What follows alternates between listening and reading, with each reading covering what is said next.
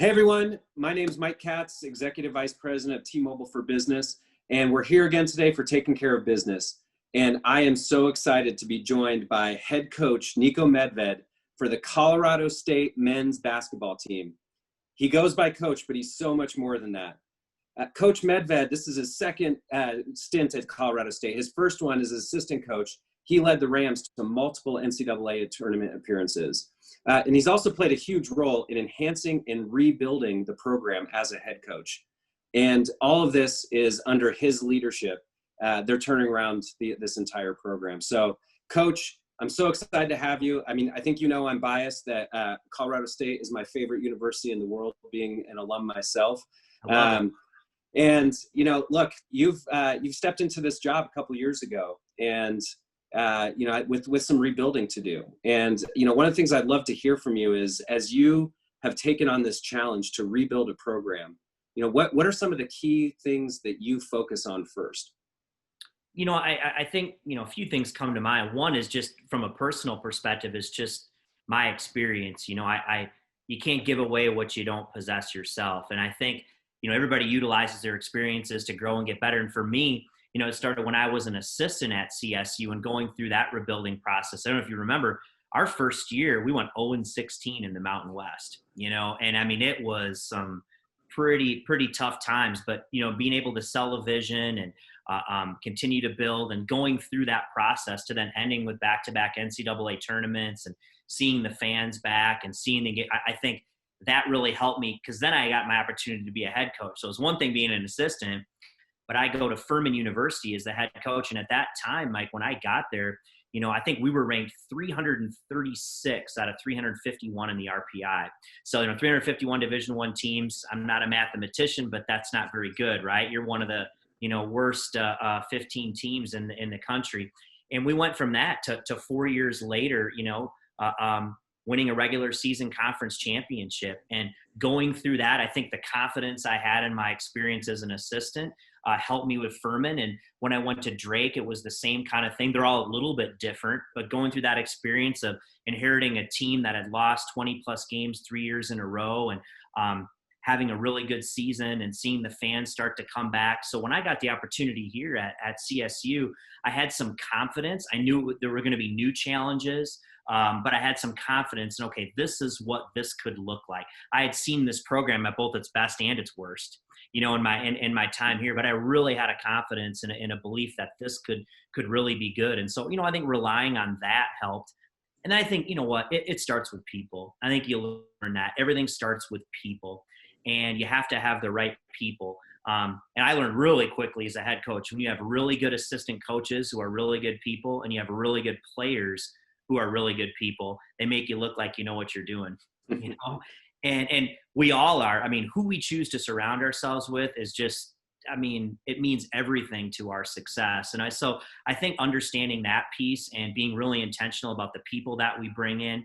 And then I think connection, in my opinion, you want people to get invested, you have to develop connection. Connection breeds investment. And that's connecting with your players, connecting with the university, the alumni, the community. And I think sometimes you have to do that in a really organic fashion. And I think all those things, you know, coming together has really started this process. And I'm really excited about the future. Yeah, I want to talk more about that connection in a second, because that piece is really, really intriguing to me. But when you talk about people, obviously, you know, you're in the basketball business, so you know, talent is, you know, it goes without saying that that's something that you're looking at. But when you're evaluating people, whether it's a player or a coach, what are, and maybe it was different in some of the jobs too, it'd be interesting to hear that, but what are some of the attributes that you've had to look for as you're trying to drive towards certain outcomes in these programs? That's a great question. I mean, I think everyone's going to throw around the word character, but I think character, you know, I'm going to have a vision as a head coach of how I want this to go, and people who believe in that vision. That doesn't mean they're not going to challenge me. I want people who are going to challenge me and challenge what we do, but people who believe in the vision. As far as coaches go, you know, I want coaches who develop the whole person, who aren't, you know, I'm not just a great recruiter. I'm not just a great teacher. I can recruit, I can teach, I can relate. I'm the whole package. I want all my assistants to be guys are going to be a head coach one day, that not only want that, but I can see that in them. So I want coaches who are holistic that way, with people, just high character individuals. The same thing with players. We all know this. You have to have talent to win. You need talented guys who can compete at the championship level of the Mountain West and the NCAA. But along with that, guys who can see the big picture, who want to really be part of a team, want to be part of something bigger than themselves, who are going to do things the right way, treat people the right way, who want to be pushed in all areas of their life, not just as a basketball player. And people who value those things, that's what we're looking for. And it sounds very, very simple, but we're pretty exhaustive on how we vet people and who we bring into our program. And for me, I've just learned that I think that really pays off. And I want to be around people I like. I want to be around people that I enjoy being around. And I think that stuff pays off, and it's been, successful for me throughout my career. And those are some of the things we look for. When you're, especially when you're bringing like new players into the program, how much do you think about the current players that you have, and attributes, not obviously the specific talents, the basketball talents that they have, but also maybe some of the other personality traits that they have? Like, how much of that goes into your calculus when you're thinking about who the next player that you're going to bring in is? I don't know that I'm really like, well, we have this many, we do personality profiles on guys. Well, once they're here in our program, I don't know that if I have, 6 extroverts, I want 6 introverts, that kind of a thing. It's still more of a general sense. If they're a good person, care about the right things, talented, because I also think that as a coach, yes, you're going to have positional needs and you're going to have things, but ultimately it's our job to find a way to put those things together. Right. And every team is different. And I think, culture is a big piece of it. And that's such a buzzword, but I'm a believer, culture is just the collective attitudes, beliefs, and behaviors of everyone in your organization. And one thing I think it's a challenge for athletics, if you think about basketball, on average, you're going to lose 25% of your team every year. You might lose 3 or 4 players, you might lose an assistant coach. So even though you've maybe worked really hard to create a culture in that team, well, heck, you're losing 25%. You're bringing in new people. It's something you have to fight for every day. So I think you need to be really intentional about, are we bringing in the right people? Have we done a great job in the process of helping this young man understand who we are, what we expect? And I think that's a big piece of it, because every year you cannot assume just because it was great the year before, it's going to be great the next year, because you're constantly, there's going to be turnover, and that's a challenge. Yeah. How do you, like, what are some of the things that you've done to establish your culture at the different universities that you've been at? And then, like, exactly to what you just said, because of the turnover and the change, and you're changing every single year, what are some of the things that you've really focused in on to maintain or adequately evolve the culture? I think, from a basketball perspective, you start with, you got to recruit people who love the game. You have to love to play basketball, and I want highly competitive people, people who want to. I tell everybody I recruit, I hope everybody, not hope, I know everybody that we recruit, I want them to have that dream of playing professionally one day, to win a championship, to have that drive to see how far this game can take you. And guys, you don't have to beg to get in the gym, who love to compete. I think there's a difference between guys who hate losing and like to win, right? Everybody likes to win. Even non-competitive people like to win. But there's a difference between that and people who hate to lose, who just have that drive. And I think that's a big part of changing the culture of, when you go down there, you're never having to beg guys to get in the gym. They want to do the work. And that people start to push each other. They understand that that's part of the culture. And, I'm doing voluntary workouts last week, and well, you can't keep them out of the gym. The more I give them, the more they want. And that's the way you like it, And then from a personality perspective, like I said, I think it's people who understand that, we're going to develop the whole person. For us, labs, tutors, study hall, all those things, we treat the exact same way that we do practice, community events. And I think people who want that, parents who want that, and understand that you're going to be pushed to become your best in all areas of your life. And I think you do a lot of that recruiting on the front end, right? You have people completely understand, you're brutally honest about who you are, what you expect, what this young person can expect when they get to your program. And we're not for everybody, and we've said no in our own mind to a lot of people. Oh, that's probably not going to work here. But it's about the law of attraction, right? This is who we are. This is what we're about. And it's a marriage. And if we bring in people, or we have to coerce or lie or maybe paint a different picture of who we are and what we expect just because we want you to come because we think you're talented, in some form or fashion, once that gets there, the incongruency, it's not going to work. And I think we've done a really good job of that. And that's why I think we've got the right people on the bus. Yeah. I mean, I think the question that everybody's asking is, are you looking for like a 40-something Seattle-based guy with a couple of years of eligibility left? Are you a shot maker? I mean, yeah. I mean, in my backyard, of course. I mean, right. I'm unstoppable against my 12-year-old. Everybody says, well, coach, you want shooters. No, we have plenty of shooters. We need makers. Yeah. There's a difference. We need makers, but hey, if you got eligibility left and you can help, come on. Yeah. I think yes to the first part, probably a resounding no to There's a reason why you still have eligibility left, right? Yeah, all 4 years of it. There you go. Hey, I want to go back to something that you were talking about with the connection to the university, maybe even the connection to the community there, because I know Fort Collins, I mean, is a quintessential college town. Like the university is a huge part of the town, and one of the things I'd love to hear from you is how do you think about that connection? How do you think about the influence that the program has over the larger university, over the students of the university? Like, how do you think about that?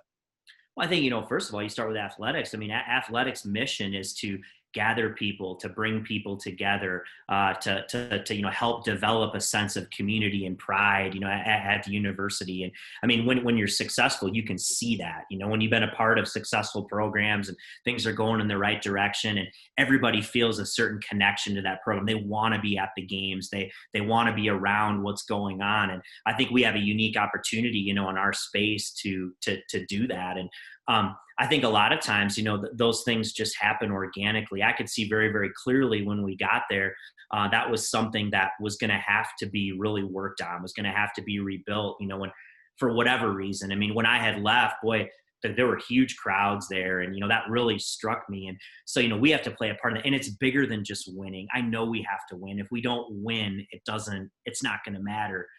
But I think we are going to win, but it is bigger than that. It's making people feel a part of your program. And it might just be daily interactions you have. And I'll give you a couple examples, and it's maybe more of a challenge than ever with this COVID stuff, right?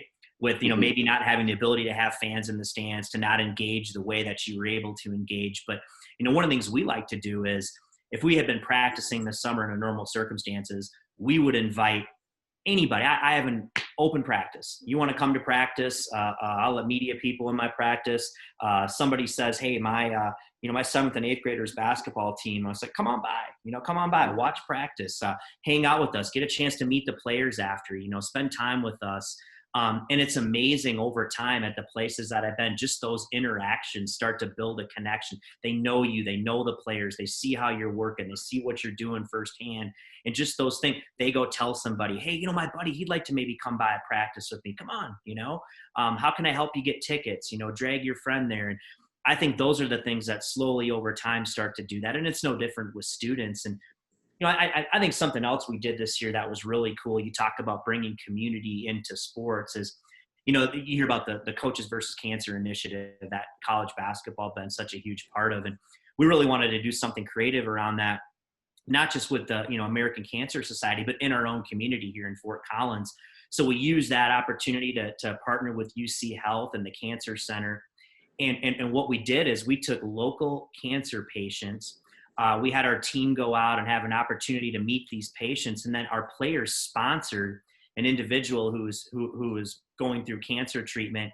And that player for a game wore that person's name on the back of their jerseys for the game. So they weren't Stevens, they were, so-and-so. And that was such an incredibly, I'll never forget getting in that locker room that day, and these players are wearing the jerseys and they have the name of somebody who's fighting cancer. I mean, you want to talk about something powerful and giving yourself a chance, a sense of purpose about playing for something bigger than yourself.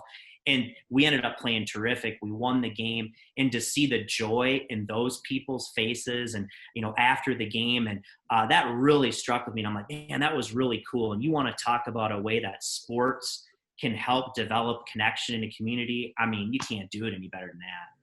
Oh, that's amazing. Bravo. I mean, I just think things like that, whether it's, what you just described with the cancer patients, or just even letting the 8th grader into the gym, like those are experiences that people, sometimes will never forget. And it probably doesn't take that much effort to do it, and the impact can just be enormous. So that's just awesome. That's really, really awesome. When you came in and you were thinking about how to change that connection to the campus and that connection to the community, I think it's not too dissimilar to the situation that a lot of people in an office job or going into a company kind of face, where they observe changes that need to happen into whatever situation that they walked into. Are there a couple things that you observed as takeaways that could be carried over, whether they're a coach trying to do the same thing at another university, or a person walking into a new job that's trying to drive similar type of change? Again, not to be redundant, but I think that, okay, we use the word connection, and, how can you find a way to connect in an authentic and genuine way with the people, if it's your consumers, with your constituents, whoever that is. And everybody has unique challenges to do that. But like you said, somebody will never forget, right, how you made them feel. They remember what you did for them or whatever, but how you made them feel. And how can you be intentional about trying to make people feel good about what you're doing, feel good about, themselves. And is that a challenge? Yes. But like you said, you never know, you start small, you're touching people and they have a positive experience. I think those things over time really, really build. And people. And I think, like we said, you're only as good as the people that you have. And I think constantly investing in your people, it's one of the hardest things about my job is, you want to spend one-on-one time with the players. And it's not just about basketball. In fact, most of the time when I meet with them, a lot of it isn't about basketball, but how are they doing? How can I help? What's going on in their lives, making them feel valued. And I would just invite anybody to do the same things in any organization that you work in. Everybody's a leader, right? I mean, if you're doing it right, everybody in your organization plays a role in leadership. We all lead in some form or fashion, and encourage them to take responsibility. Don't look for somebody else to lead. You lead. Yeah. You can do those things. You can make somebody feel good. You can help somebody, go above and beyond what's asked of you. And I think our job as leaders from the top is try to create that kind of environment and culture. And I think no matter what you're doing, you do that even in your family or whatever, those things pay dividends. Yeah. One of the things that you just mentioned is like the conversations, interactions that you're having with the players, and a lot of them not even involving necessarily the things around the court. And I think that's one of the such unique things about a job like yours at a major university is, the work that you and your staff are doing are more than just developing great basketball players. Like you're developing young men that are, looking to become successful in their entire life, whether it's in sports or something else. So how do you balance those two roles? Because those seem like they oftentimes can have very different focuses depending on who you're working with. What's funny is I don't even look at it like balance. I think it's all one and the same. I think that, the guy is probably like, I'm a broken record, right? It's, basketball, it's what you do. It's what you're passionate about. You care deeply. You learn life lessons. But it's not who you are. There's more to life than that. It's what you do. It's not who you are. And constantly, I think, driving home that message again and talking about the whole person. I think it's all intertwined. I figured out as a coach, at least, when players, when they mature, when they have healthy relationships, when they eat better, they sleep better, like I said, they manage their time better, they become more confident, they become happier, they have a better sense of self. All of a sudden, they start to play better, they start to practice better, they start, to me, it's all intertwined, and I think sometimes, young people come and think, well, as long as I'm is I'm balling over here, I'm doing it. The other stuff isn't a big deal. I'm just going to kind of try to get by. And, but I never see it that way. And I think the more that we can help these guys in all areas of their life grow, you're going to grow as a player. That's the only way you're going to become all you can become and become your best. And so, of course there's a balance, but I've never really looked at it like that. I think it all works together. When you guys are thinking about, you and the coaching staff are kind of thinking about results, and how you're going to measure success. Obviously, wins and losses it goes without saying, but how much are you talking about or measuring the success that the kids in the program are having off of the court, whether it's graduation or getting advanced degrees or what have you? Well, I think, one of the measure I can look at, and if I know it right, but the last 2 semesters for our team have been the best academic semesters on record for men's basketball ever at CSU. So I can see right away, a tangible proof that they are buying in and that they're guys who are taking that seriously, and you praise them like crazy for that, right? I mean, look at you. That is awesome work, fellas. And doing that in the environment we were in last semester, having to shift to online and going home and figuring that out. And, we have a guy, we've never had an academic All-American here at CSU. And, the young man, Adam Thistlewood, can he do it? But boy, that would be a heck of a goal. We had some guys that missed, and our team missed like the NABC honor roll for GPA by, just a minuscule margin. And like, boy, how cool would that be? That's something you can put on your resume that stays with you, forever. So those are things that are outside of, we talk about academics, we stress it starts from the top, but these guys can start to see tangible evidence that it's paying off. You know what? And I think they feel great about it. We want them to feel great about it because that's big. And then, hey, make no mistake. We're here to win. We want to win a championship. We want to go to the NCAA tournament. We want to compete at the highest level. And that is but I don't think it's an either or thing. You know what I mean? It's both. That's the thing. It isn't a this or that. It's, winning or this. It's doing it the right way. It's doing it both. And I think that's who I am. I know that's who our staff is. And I believe that those are the young men that we're building with right now. And the thing I'd say to that is we talk a lot about being our best versus the best, meaning that at the end of the day, we get so caught up, I think, in a society of always comparing ourselves to others. A coach, I compare myself to this coach or that coach or player. I want to, compare myself to him or that. And some of that's natural. But at the end of the day, the only thing you really control is being your best. Whatever it is, you got to be the best version of yourself.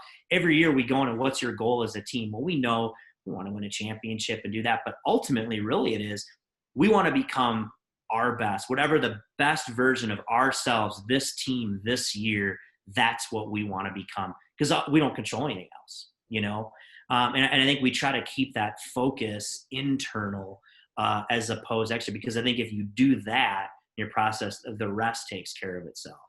Yeah. One of the things that has obviously been a huge part of the national dialogue here over the last couple of months is conversations about social justice, about equal opportunity, systematic racism. And, you work with one of the most diverse groups of students at the university. How have the things that have been having nationally, the conversation been happening nationally, how have those conversations carried over into the locker room or into the discussions you're having with the team? And then what kind of conversations are being driven from the team broadly out to the university? Yeah, that's a great question. I think, you bring back the diversity stuff. I really didn't even realize. I knew sports in general, and basketball, our sport, we get the pleasure of working in one of the most diverse environments you can work in. Boy, I didn't even think about it. You look at our staff, I'd be willing to say I might have the most diverse staff in America. When you look at it, I have 2 Asian Americans on staff. I have an Arab American on staff. I have 3 African Americans. And then we got the 2 old white guys, right? Me and Dave Thorson, and so I'd be lying. It wasn't necessarily intentional. Those are the most talented people and people believe that we could find. But when you sit there and you look at it, you realize that, Well, we get an opportunity to do that every day. And you look at our team, it's the same sort of thing. So I think in that, without question, it's led to, I think, so many constructive conversations. And I think with us, we look at it as an opportunity. And, as a team, we look at ourselves and, it's easy for me, first of all, I can't put myself in the position of being African-American. I can empathize with it, but I can't live that life. It's me I want to learn, I want to grow, and I want to create an environment where we all can. But I want to make sure that our players have a voice. And that's a challenge right now. We're in a pandemic. What can our players do to have a voice to try to affect change? And I think one of the things that we're doing and we worked on is we tried to figure out as a team, what do we want to do? And I think our players really feel like maybe they're in a unique position right now with who they are, the platform that they have, the diversity that they have within our team. Can we find a way, our team, to affect positive change at CSU and in our own community? And I think they believe that. And now the thing is, well, how are we going to do that? Right? It's a challenge with everything going on, and you're not able to do things face to face to gather the way that you want. But I think our guys are really, they're going through some really neat things right now and talking about some ways that they think they can affect change. And I know that they're really intentional about doing that. For me, I look at it and I look at my bubble, maybe my world that I live in. And, it's clear that in my profession, there's not enough African-American head coaches, there's a huge disparity that way. And, I feel like I have a responsibility to continue to mold and groom, young people to have the opportunity to be head coaches. And that's everybody. But I think that, that's my job, to develop the whole person as a coach and to find ways that we can help guys grow and be ready for the opportunity. And, quite frankly, in my business, I think it's been, a lot of times African-American coaches maybe get labeled as just recruiters or just that, and it's completely unfair and unfounded. And so I think we can do a better job of that. And that's maybe something that I want to be intentional about, is doing what we can to help, so many talented young people, African-American coaches, have an opportunity to lead their own program. Yeah. That's so exciting to hear you say that. And it's great to hear the, kind of pay it forward attitude, because at the end of the day, a lot of us got into the positions that we're in because somebody took a chance on us. And I think for a lot of people, it just takes given that chance. So it's so glad to hear that, that's one of the things that you're thinking about as you're building and developing your staff. Well, hey, Coach Medved, I just can't tell you how much I thank you for doing this. It's hard to listen to you and not get pumped up and excited. I may walk outside and, I'll move the rim down to 8 or 9 feet first, but then to go dunk it or something. But it's so exciting to get a chance to talk to you. And I think I speak on behalf of all alums at CSU. We're really proud that you're representing our university. So thank you so much. And I can't wait to see what you guys do this next season. Go Rams. Go Rams. Hey, Mike, I really appreciate it. And it's so fun to see someone like you doing big things. And hey, Rams take care of Rams, right? Yeah. Thank you so much, Nico. And we'll see you next week with Taking Care of Business.